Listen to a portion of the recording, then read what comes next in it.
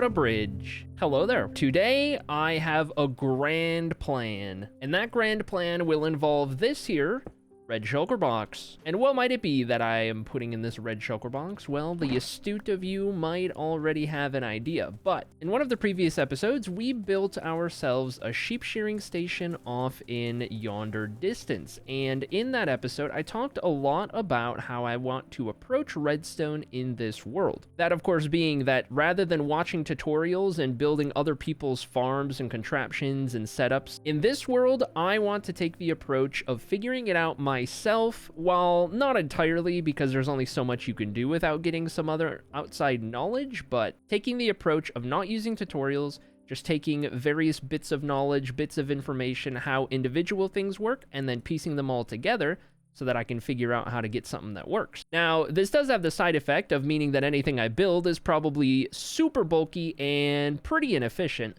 But at the end of the day, it does help you learn a little bit about redstone and figuring things out, problem solving, all of that sort of stuff, and that makes you better long term. It's also just really good for the mind to kind of work through problems like that and get to the bottom of things, and feels pretty rewarding, at least to me. You see a lot of that in building as well, and although it's not really talked about as much with building as it is with redstone, there is still very much a problem-solving element to it and that rewarding feeling on the other side. Not to mention, the whole trying it makes you better, the more you do, the better you get, all of that sort of stuff you learn as you go. That definitely applies to building. Whoa, hello.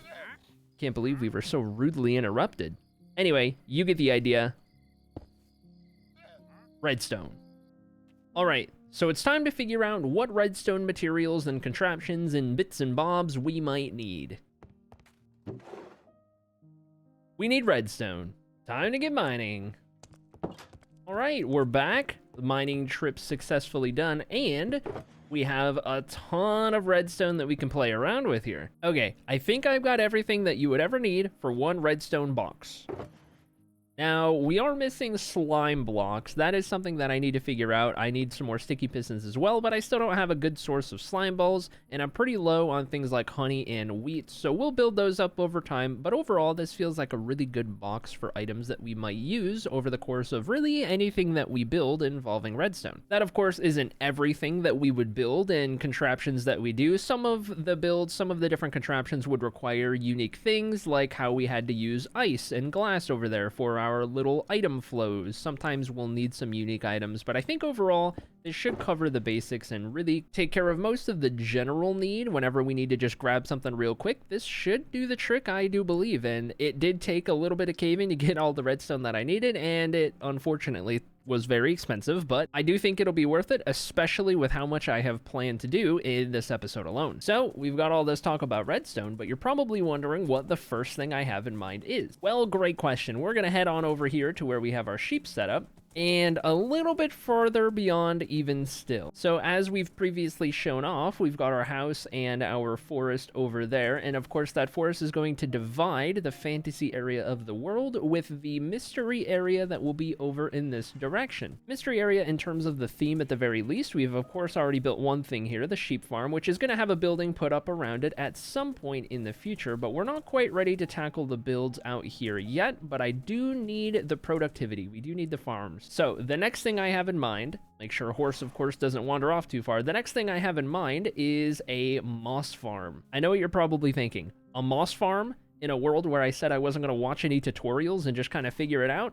Well, yeah. I've built like one time ever. So how bad could it go? Okay, so the first thing that I need to confirm is how to make a stone generator, a smooth stone generator, because that is how all moss farms that I know of at least operate. So we have our little test trench down here. I'm just gonna put a little bit of flowing lava because off the top of my head, I think you get smooth stone when flowing water hits flowing lava. And so we are going to give that a test right here. Cobblestone. Okay, next test is what happens when flowing lava hits still water. That's probably, that might be a little too close to that one, but maybe if we do this one right here. Still cobblestone. Not a problem. I will just put this lava right here. There it is. Flowing lava hits still water. I actually knew that the whole time. I was just testing you, of course. So with that confirmed and out of the way, we know how we can start our contraption here. And I have a bunch of these trap doors on me as well. Birch mostly because that's what I had the most of, but I don't think it'll matter. I think we can use the trap doors to kind of control the on-off of the farm and, well, stone generator that then controls the rest of it. All right, so I've gone ahead and moved us up into the air a little bit just so we have a lot more room to work with and I don't need to worry about all of the terrain getting in the way. And I'm starting at the bottom here with what I believe is going to be the water flow for the very first of our modules. I think we'll probably end up doing a couple different modules so that we can be a little more efficient with how we do this. But I'm thinking off the start, I'm probably going to have some water flowing in on either side from there and over here. And I could probably do a bigger module than this, but for now, I think we're just going to roll with it as is. So the mindset is basically this. This is going to be where our stone forms on these 3 pistons and these 3 pistons. And once the stone is formed, these are going to push the stone that's going to be on this level up 1 level. We're going to have some pistons that are here. And these pistons are then going to push it over to where we start kind of having the moss break apart and then it gets sent, you know, further from there. So what we need to do here is figure out how we're going to have the lava come down. I think we're going to have it 1 block above this layer of pistons here, and then it will trickle down and then go down again. And once it goes down again, it's going to form the stone on this level, which is going to kind of cancel out the lava, I think. And then we'll be able to set up the redstone so that this goes off to push it up.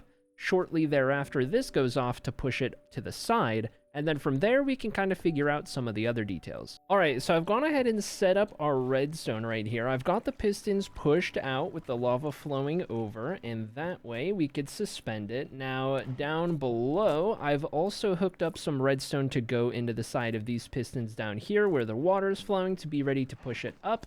And now we can see once we retract these pistons, hopefully, the lava will fall down and form stone like we were talking about. And sure enough, there we have it. I was thinking the stone was going to be up here. I think I explained that wrong before. The stone forms down here, and I think because we have water to the side where there's no lava, it's separated by glass. That makes sure that the water is ready to continue flowing once the pistons push the stone out of the way. So in the very manual kind of example right here, the next thing that we would want to do is flip a lever. I don't have a lever, so we're just going to go and use a redstone torch. We're going to activate these pistons on the bottom to push the stone up. Now, when we do that, and we can go ahead and get rid of it, the pistons go back down. The water continues to flow that way, right? So now we've got stone in the middle.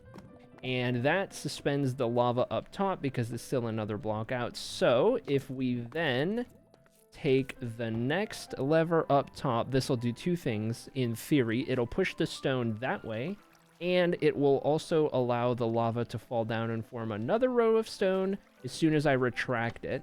So if we do that, it looks like I had some glass down there that I didn't need to have. But we wouldn't have that in the final design. And then we retract it again. I think we'll get back to having stone. And as long as there's no cobblestone, that's good because that means something went wrong and we broke it.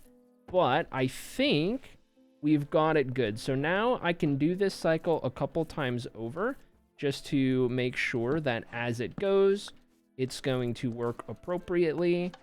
As we, you know, just cycle the machine as if it were on like a timer or so, just a couple attempts. And just like that, we've got 3 layers and the stone is continuing to form.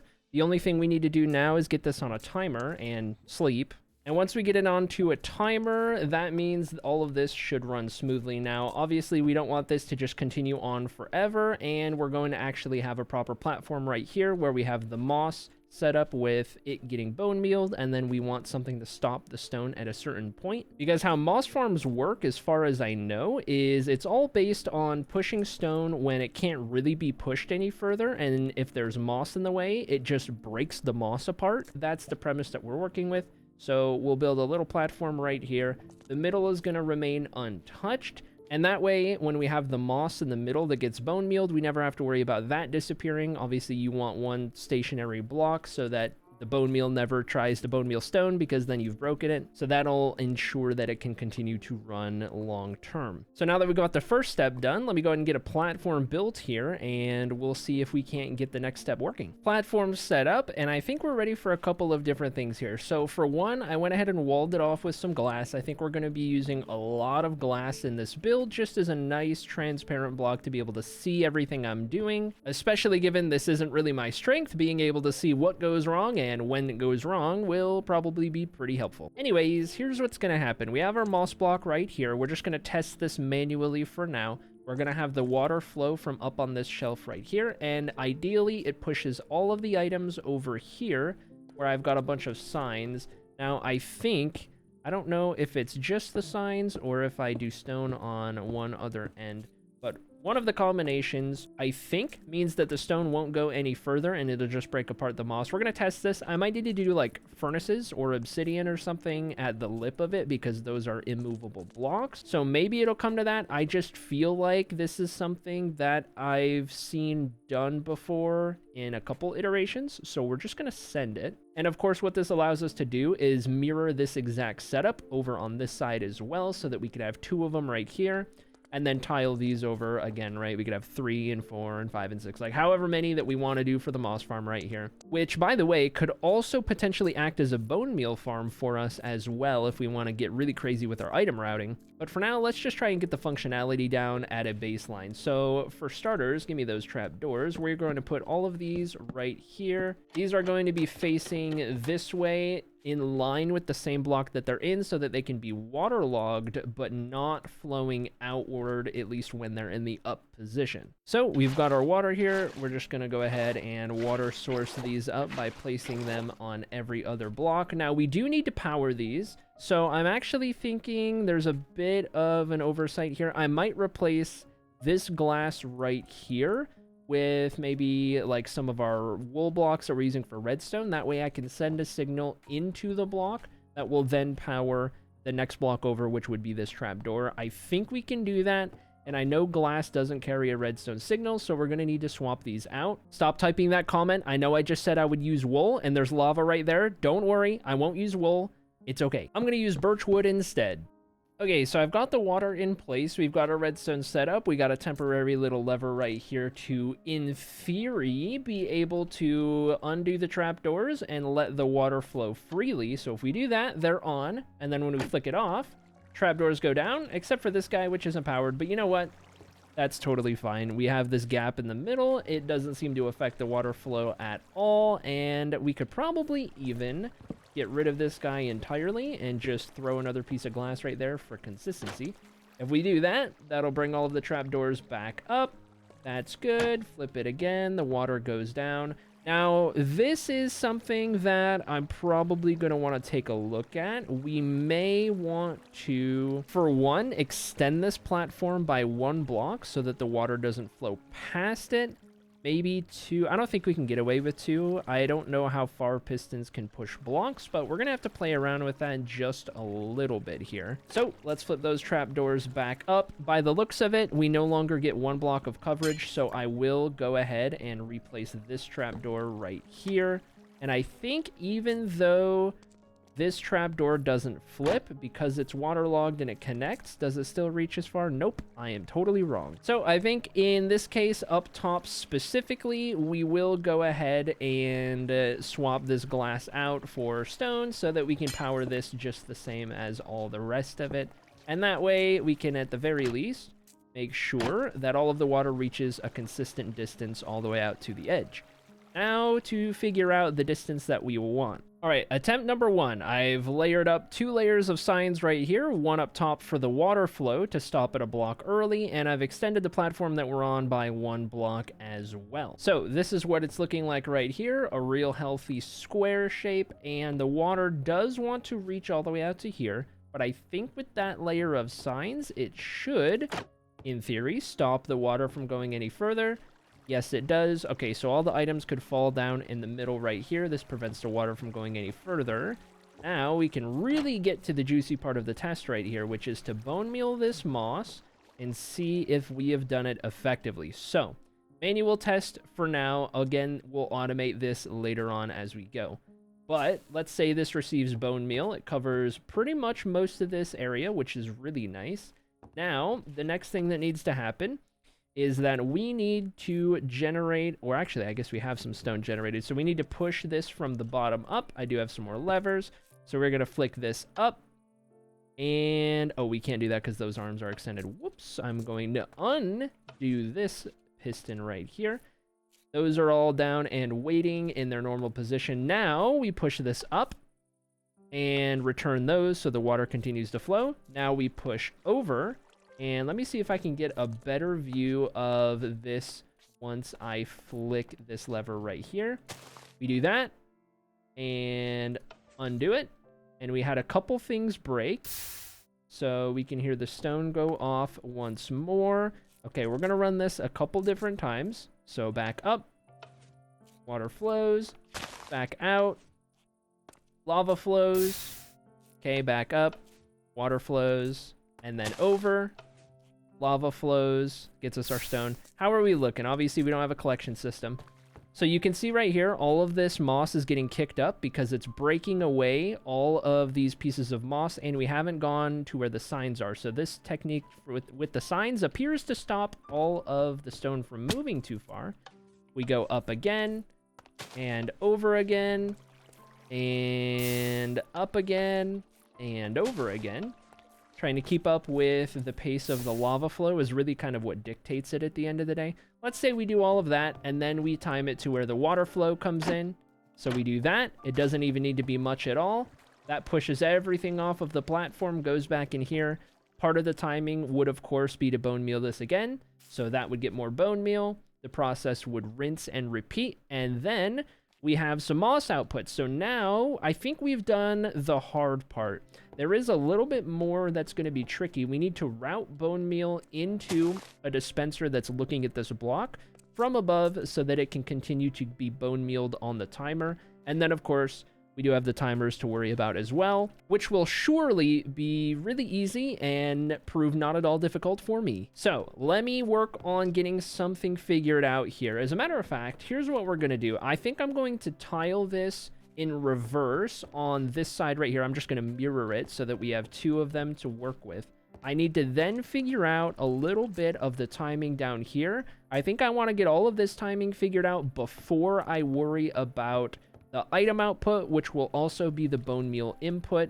We're going to kind of split the items so that some of it goes to composters and bone meal, and that bone meal can feed back into the system so that it can infinitely feed into itself and we don't need to supply it. But all of that's going to come after. For now, let me get a mirrored version of this, and then let me see if I can't figure out some timing for the redstone on these three things that we've set up so far. Okay, I haven't mirrored it over there yet, but I've been playing around a little bit with trying to get the timing, and, well, I guess at least wiring it up. I haven't experimented with the timing. We're about to for the very first time. I figured we would do a little something like this to get a signal. We've just got an observer and a sticky piston, so when this gets pushed out, it ticks because it observes that it got pushed.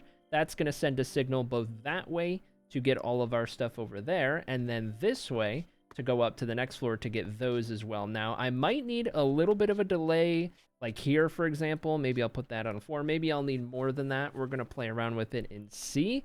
Hopefully nothing breaks too poorly, but we have our general on-off switch right here. So, moment of truth, we're going to give this a go as nighttime approaches. That pushes those. Okay, it's pushing a little too fast where the lava is, but nothing is broken so far. So, let me turn that off real quick. Sleep. And now, we're going to give it another go. So, I didn't want to do this while it was running. I felt like I might break it. So, if I give this another 4-tick delay, let's see how this works. If we turn that back on. We've got that operating. Is it getting... No, the top ones are still... Oh, cobblestone. Uh-oh. Something went wrong. Uh-oh.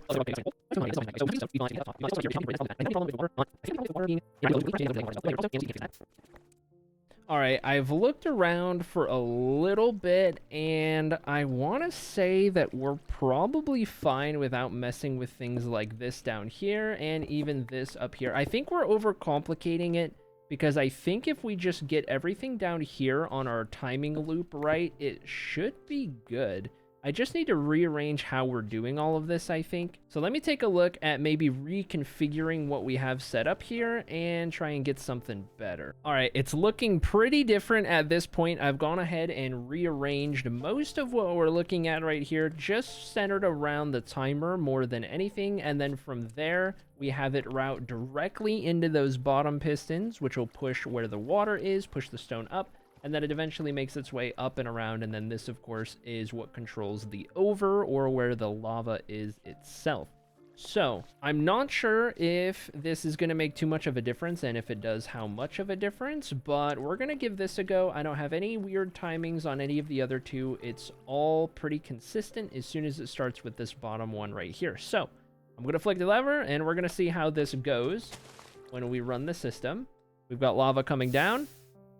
We got a couple pieces of stone, and okay, something went wrong. This did not retract, so it only went once, and then the signal did not loop. I've done something wrong here where the signal doesn't want to loop, and I'm not sure what it is. It could be something to do with this right here. Okay, I've just moved it over one block. I moved the off switch to here, and that way the repeater goes into the block and then to the torch in the redstone dust. Maybe that will make a difference. I couldn't explain how or why, but I feel like I had it kind of more similar to this before, so I think we give this a go as it is now. Okay, everything fixed down here. Now let me go up top. We are going to re-bone meal what we have up here, and I think this is where we're going to sit next. Now that we have that all bone mealed, I'm going to turn this on again, and instead of watching what's going on down there, we're going to go ahead and just keep an eye up here to make sure everything seems to be moving smoothly,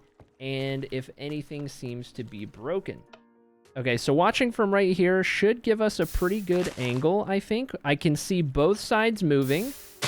There doesn't appear to be any cobblestone at the moment.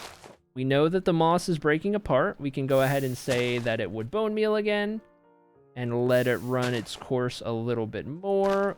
Well, we had a little bit of a recording scuff there. One of the clips that I was doing got a little corrupted, but you didn't miss too much. We had seen how the stone generator was working correctly. We had the timing down, and I had continued to test that until I was absolutely certain that it was working correctly. At that point, we were safe to go ahead and mirror it over to this side, and then I added 2 more for a total of 4 individual areas right here that we can have going at once. I don't think any more than 4 will be necessary, but if the day comes where we just can't produce enough moss or bone meal from this, then we can go ahead and add more onto the end of it, probably off in that direction. But I think for now, we're probably good. So alongside getting all the other nodes done for the moss farm here, I also had to wire up the whole thing. I had to get everything all connected to the front interface right here, and I'll kind of show you a little bit of what we did.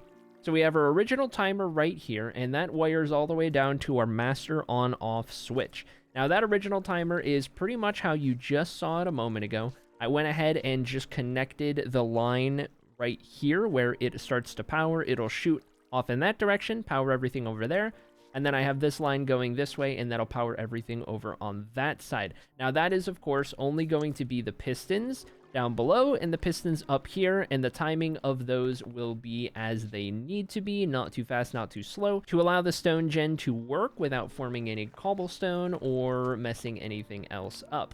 Now, you probably noticed that I have a second timer right here. Now, this timer is also set up to the master on-off switch down there. And I basically mirrored what I did over here, except I extended it. I made it a little bit bigger, and that's because this is for the trapdoors up top. So this powers both this side and the other side, all from this one timer. And that'll be the trapdoors in a way that the water can flow out, and we have enough time in between the water flowing out and receding back in to where the bone meal can go off. So you're probably wondering what it looks like when the whole thing is on. Well, I can go ahead and show you. Now, we don't have the bone meal wired up at the moment, so I'll just go ahead and bone meal each area one time, and then I'll turn the machine on for a little bit, and you guys can see how it runs when it's doing its thing. All of the bone meal and the item tracks and everything like that, that's the next part that we got to figure out. But for now, let's see how this looks after we sleep, of course. Much better. All right, let's get this thing kicked on, and you guys can see what it looks like. All right, so here it is working as intended. We've got all 4 stone generators pushing the moss out. The water comes in every so often to push all of the moss down the middle right here.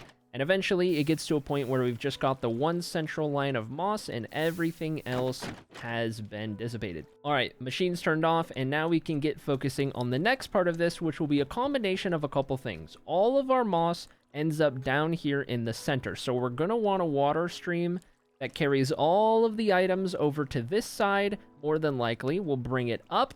And then once it's up top, we need to figure out what we want to do with all of that moss. Part of it, we want to go into composters that feed into bone meal, that feed back into the system here. But it wouldn't be a moss farm if we weren't farming moss at the end of the day. So we also need to split a number of the moss items into their own offshoot, and that'll be kind of the profit, if you will, of this whole system. So we'll need to figure out a way to get the moss items to only partially be pulled into composters and then fed into these dispensers, and then have some of it also continue on to the profit storage. We will also then need to wire up some timing for the bone meal dispensers here, and we might do the timing based on the trapdoor line that we have over here. I know some of you guys have been waiting for quite a while for me to see it. I see it.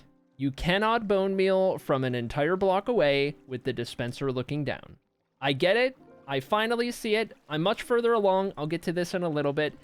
Yes, I know you cannot bone meal that, which means we're going to have to do this, which will still extend out here. But what this also means is that all of this gap right here in each of these nodes was for nothing, and we can actually have this entire platform work. So, time to change up all of that.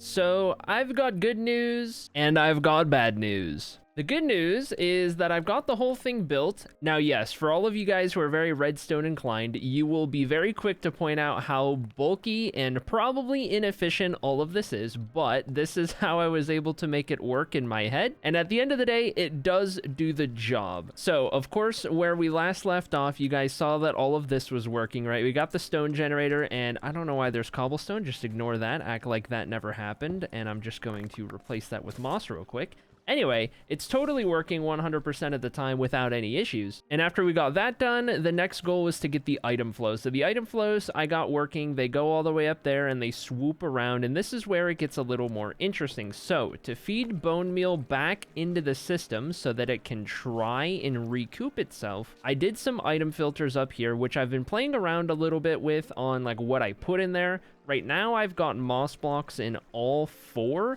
Now, originally, I had it mixed up between azalea, flowering azalea. I had one for moss carpets, and I had one for seeds. Now, moss carpets and seeds don't do hardly anything in the composter for bone meal, so those really weren't worth it. And then for the actual azalea bushes, you just don't get enough of them for it to recoup the bone meal loss. So that left me with moss blocks on all 4 of these. The problem with that is that I think for it to be really effective, the machine would have to run for quite a while at a time so that these hoppers can get chocked full of moss blocks, and then you would have some extra finally flowing into storage over here. So there's a little bit of an efficiency problem in that we're not able to recoup the bone meal that we're using, even when it's moss blocks, we're like barely breaking even, if that. And so I'm really unsure as to where to go from here in the realm of hoping that we could use this farm to feed into itself fuel wise. I can't help but feel like we're just gonna have to spend bone meal that we get from like the skeleton farm or places like that, and this just isn't gonna work as I had originally intended. But again, I'm not the best at redstone. Some of you guys might have the solution. You might know a little bit more about moss farms to be able to kind of give me some information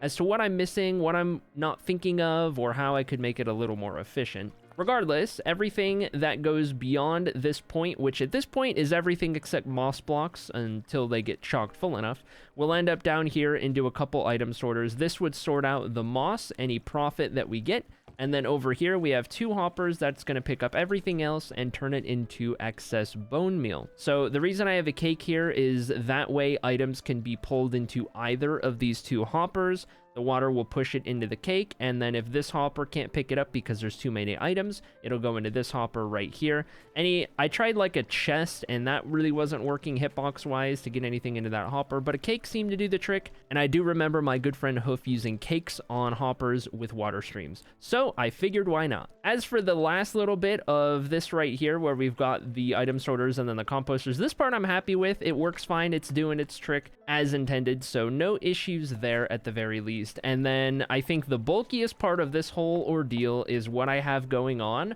for the bone mealing and breaking of everything on top of the moss block. So let me try and explain this in a way that hopefully makes a little bit of sense. So as the trap door line goes off, that's this redstone line right here, as it sends the water stream off, it'll hit the target block, and this is repeated on all 4 nodes. It'll hit the target block with the inverted torch, and that will send the signal up here. Now, one signal gets very delayed as it makes its way all the way over to the target block, which then bone meals the moss that we are standing on at the moment. The other line, when this observer reads that the signal has come through, it's on a little bit of a different timing, and this one will go to the piston, which pushes off any grass, azalea bushes, or carpets that are on top of this block. And the reason you have to have the piston there is because apparently you can't bone meal moss if there's something on top of the block. Not even a moss carpet, not a strand of grass. Can't have anything on there. And that was giving me so many fits for so long until I had finally decided to try breaking what was on top of it and then testing. And that's when I realized that you can't have anything on top. So I went through many phases of trying to put things on here, but you can't do torches, you can't do chains, you can't do anything on top of here. It's got to be air. And so that left me with pistons to break whatever is in there. Luckily, that does work. And so I just had to repeat this on all 4 sides. Problem being, the timing is a little inconsistent, being that all of this comes from 1 clock at the very start. And so some of these timings had to be a little bit longer to account for it. Some of them had to be a little different than the last one. And so it's not perfectly tiled. It's not like a repeatable design that I could do, but it is a design that works. And I do have the timing to a point where it at least functions without breaking. We did just see a minute ago as well that I no longer needed to have that gap in the middle once I realized that I had to elevate the moss anyway, so I went ahead and fixed that. Now all of these stone platforms are a perfect 7 blocks without any weirdness in the middle. And that really sums up the bulk of the farm. I did have to do a little bit of adding some stone underneath just to make sure that none of the moss fell below the entire contraption, but I do think contraption is a great word for what we have right here. This is one of the craziest things that I have ever tried to tackle, and I know that it's taken most of this episode just to get to this point, but at the end of the day, I'm a builder, I'm not a redstoner, so for me to be able to tackle this without a tutorial, it was going to take me all week. It was bound to happen, and you know what? I did all right. If the definition of all right means it works, but not entirely as intended, then I think we did pretty good. So please let me know how I fixed the efficiency, or are we doomed to just feed bone meal in manually? And I guess if that's the case, I can at least get rid of a lot of the stuff that we have going on right behind me here and make it look a little nicer. Either way, let me know, redstoners out there, let me know, how do I make this work better to fuel itself?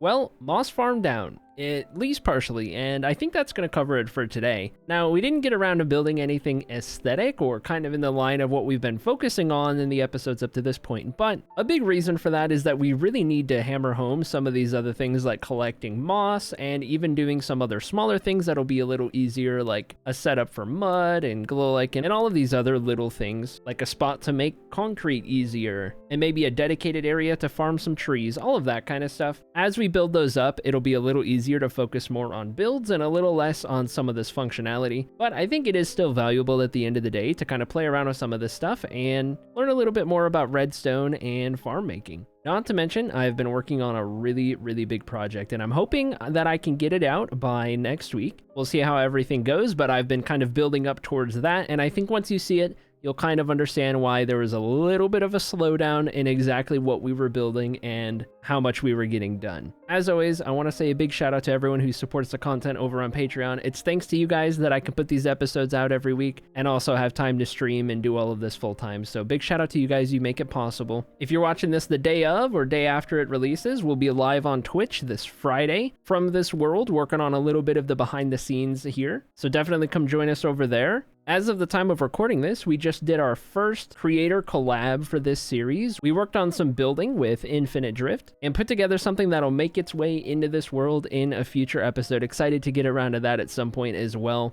That's all from me for now. So until next week, I hope I left you feeling just a little bit inspired.